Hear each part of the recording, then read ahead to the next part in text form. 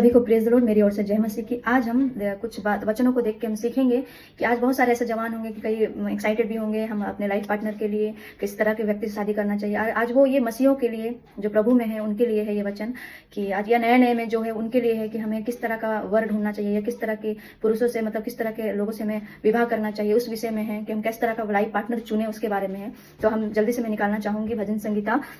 106 का 15 में ऐसा कहता है, तब उसने उन्हें मुंह मांगा वर तो दिया, परंतु उनका प्राण को सुखा दिया। देखेंगे कि ये उन्होंने जो स्त्रियां थी, स्त्री के बारे में है, वर मांगा, वर मतलब लड़के, पति जब मांगा तो उनका क्यों, जब उन्होंने उनको दिया तो अपने मन पसंद के अनुसार दिया, तो क्यों उनका प्राण सूख गया। ऐसा बहुत सारे मन में होंगे।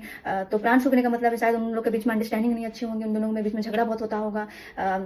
अलग अलग ट्रैक पे चलते होंगे, उन लोगों का सोच नहीं मिलता होगा, एक दूसरे में अंडरस्टैंडिंग अच्छा नहीं होगा। तो क्या ऐसा कारण है? तो मैं बताना चाहूंगी, बाइबल में बहुत सारे ऐसे आज्ञा मिली, आज्ञा मतलब बोला था परमेश्वर ने कि तुम इन जातियों में शादी नहीं करना, इन जातियों में अपने बेटा बेटी को नहीं देना, ना देना है ना ही लेना है, एक दूसरे से विवाह नहीं करना है, ऐसे करके परमेश्वर ने आज्ञा दिया था। अगर आप पढ़ना चाहते हैं तो आप व्यवस्था वरन 7 का 3 और 4 में पढ़ सकते हैं, और न्यायो 3 का 6 से 7 में आप पढ़ सकते हैं। उसमें परमेश्वर क्यों ऐसा बोलता है, तो मैं एक एग्जाम्पल लेना चाहूंगी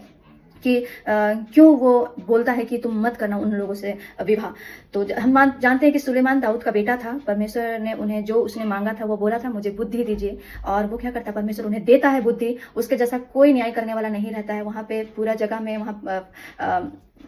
फैल जाता है कि सुलेमान के जैसा न्याय करने में कोई बुद्धिमान नहीं है।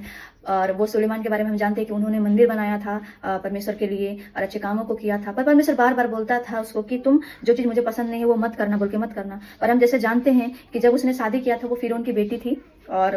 फिर हमको जानते हैं कि वो क्या करता था, बाल देवताओं की उपासना करता था, जो मूर्तों की थी उसका वो पूजा करता था, उसकी आराधना करता था। और साथ साथ वो उससे शादी तो किया उसकी बेटी से, पर उसने क्या किया, और भी गलती किया कि जो और गैर यहूदी थी, जो बिल्कुल ही परमेश्वर को नहीं जानती थी, जो उनका डर भय नहीं रखती थी, उसने क्या किया, 700 रानियां के साथ शादी भी किया, और अलग से उसके 300 रखेल थी। तो वो और भी क्या किया, परमेश्वर की नजर में और भी गलती किया, पाप किया, जिसके कारण उसको क्या हुआ, उसका बुढ़ापा में जब वो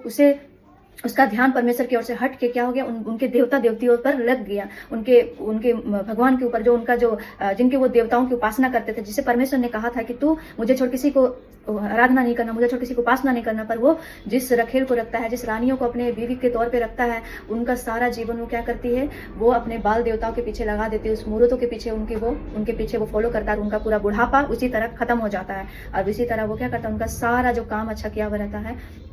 वो क्या रहता है, कोई काम का नहीं रहता। जैसे हम जानते हैं कि जब परमेश्वर उनसे दुखी हो गए, क्रोधित हो गए, उसको परमेश्वर ने बहुत अच्छी चीजों को दिया था, उन्हें बहुत बुद्धिमान बनाया था, पर उन्हें एक क्षण में उन सारे एक अभिलाषाओं के कारण, उनके देवताओं के पीछे चलने के कारण वो परमेश्वर से दूर हो गया, उसका प्रेम में जो था वो भूल गया। उस तरह हम देखते हैं कि वो एक गैर मसीह के लोगों के साथ में वो